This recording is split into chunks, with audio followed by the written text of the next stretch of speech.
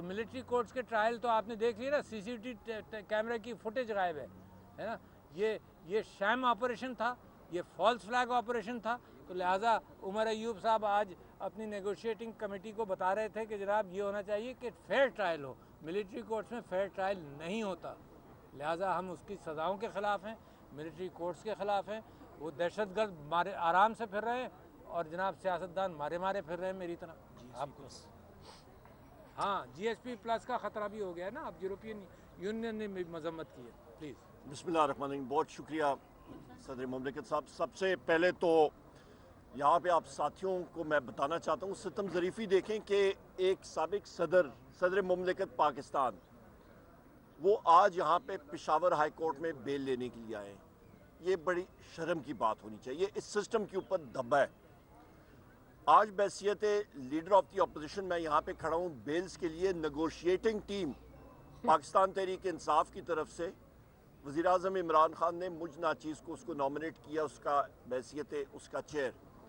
اور کل شام کو میری اسپیکر ایاز صادق صاحب سے جب بات ہوئی تو میں نے کہا جی کچھ دن یا ایک دن آگے کر لیں, کیونکہ ہمارے سارے ساتھی جو ہیں وہ ادھر ادھر ہیں. سلمان اکرم راجہ صاحب بھی دور ہیں, اور انہوں نے کہا جی آج سے شروع کر لیتے ہیں. تو آج ہمارے 3-4 ممبر صرف وہاں پہ موجود ہیں. 7 کی ہماری کمیٹی ہے, اور ابھی تک میرے یہاں پہ ٹرانزٹ بیلز اور باقی بیلز جو ہیں وہ لگی ہوئی ہیں.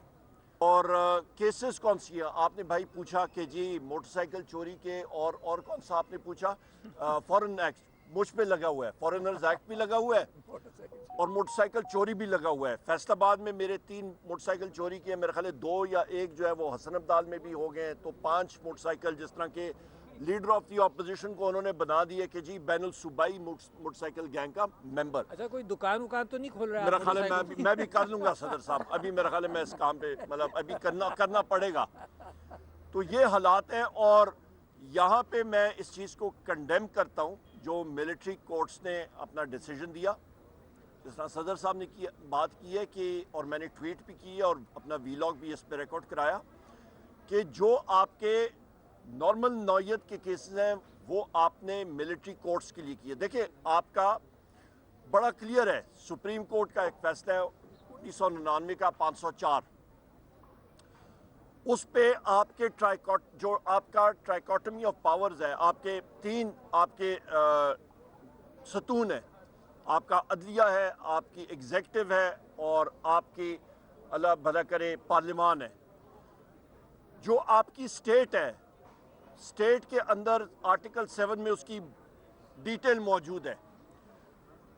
اس ڈیٹیل میں آئین میں اس میں ریپیٹ نہیں کرتا ہوں, پر اس کو سم اپ کرنے کے لیے میں صرف یہ کرتا ہوں کہ جناب اس پہ نیشنل اسمبلی, سینٹ, صوبائی آپ کی فیڈرل حکومت, صوبائی اسمبلی, صوبائی حکومتیں اور وہ ادارے جو ٹیکس نافذ کر سکتی ہیں, یہ آپ کی سٹیٹ کا, اس کو سٹیٹ کہلاتے ہیں. باقی ادارے چاہے وہ مسلح فوج ہو, رینجرز ہو, فائر بریگیڈ ہو, پولیس ہو, وہ اوزار ہیں سٹیٹ کے.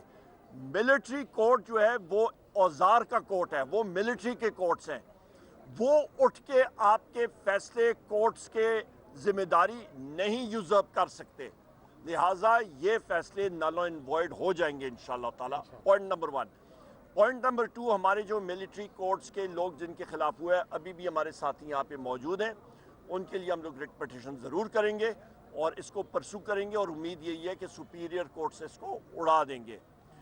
تیسری اہم بات یہ ہے کہ مذاکراتی ٹیم کے حوالے سے پاکستان تحریک انصاف نے, وزیر اعظم عمران خان صاحب نے 5 دسمبر کو, میں وہاں پہ موجود تھا جیل ٹرائل میں, کیونکہ میرے اوپر بھی وہ چارجز لگ رہے تھے جو وزیر اعظم عمران خان صاحب پہ لگ رہے تھے. انہوں نے مجھے بلا کے کہا کہ مذاکراتی ٹیم بنانی ہے, اور ہم نے اناؤنس کی, بلکہ اسی دن شام کو مجھے اریسٹ کر دیا گیا تھا اللیگل کنفائنمنٹ میں, اور کنٹیمپٹ آف کورٹ بھی پولیس پہ لگی ہے اس پہ. تو لہٰذا اس پہ ہمارے جو پوائنٹس ہیں, نمبر 1 ہمارے اسیران یعنی کہ وزیر اعظم عمران خان صاحب, شاہ محمود قریشی صاحب, یاسمین راشد صاحبہ, ہمارے عمر چیمہ صاحب, ہمارے اعجاز چودھری صاحب, میاں محمود الرشید صاحب, حسان نیازی صاحب جو ملٹری کورٹ میں ہیں, ہمارے ملٹری جو جیل کے اندر جو ہمارے ساتھی اس وقت اسیران ہیں, باقی اسیران, ان کی فی الفور آزادی. نمبر 2 ہمارے جو 9 مئی کا کمیشن ہونا چاہیے کہ وہ CCTV فوٹیج سامنے آنی چاہیے. ہماری 26 نومبر 2024 میں जो सानिया हुआ है डी चौक, उसका कमीशन होना चाहिए। हमारे इसके साथ साथ जो इलेक्शंस हैं, इलेक्शन का प्रोसेस, उसका साफ शफाफ इंक्वायरी और fresh and free and fair election की तरफ हमें जाना चाहिए। ये वो ज़रूरी चीज़ें हैं जो हमने सामने रखनी है, और इस पे हमारी तरफ से नेक नियति से हमने सारी चीज़ें सामने रखी हैं, क्योंकि आप मीडिया के तवसत से मैं ये चीज़ वाज़े करना चाहता हूँ कि पाकिस्तान में तब तक इस्तेकाम नहीं आएगा जब तक आइन और कानून की बालादस्ती नहीं होगी। दुनिया इस वक्त इन्वेस्टमेंट नहीं कर रही है और उस पर हमें ताज्जुब नहीं होना चाहिए। PIA की बिड प्राइस उन्होंने बोली, उनका ख्याल था कि 85 अरब रुपए आया जनाब वाला 10 अरब रुपए भी नहीं। क्यों? क्योंकि दुनिया ने देख लिया है कि यहाँ पे अदम इस्तेकाम है, यहाँ पे आपका आइन और कानून है ही नहीं, सो लिहाजा वो क्यों यहाँ पे इन्वेस्टमेंट करें। सो लिहाजा पाकिस्तान को या आगे हमने तरक्की की रास्ते पे गामजन करना है तो free and fair election electronic voting machines के ज़रिए आना चाहिए, और उसके ज़रिए जो भी हुकूमत आए, हम लोग PTI के लोग हैं, हम लोग वर्कर हैं, हम लोग नहीं कहते हैं कि PTI की हुकूमत आए, नहीं, जो उस फ्री एंड फेयर इलेक्शन से जो भी हुकूमत आए, जिसके पास पाकिस्तान की आवाम का मैंडेट हो, वो 100 बिस्मिल्लाह आके मुल्क को संवारे। बहुत शुक्रिया जी। Thank you. Thank you.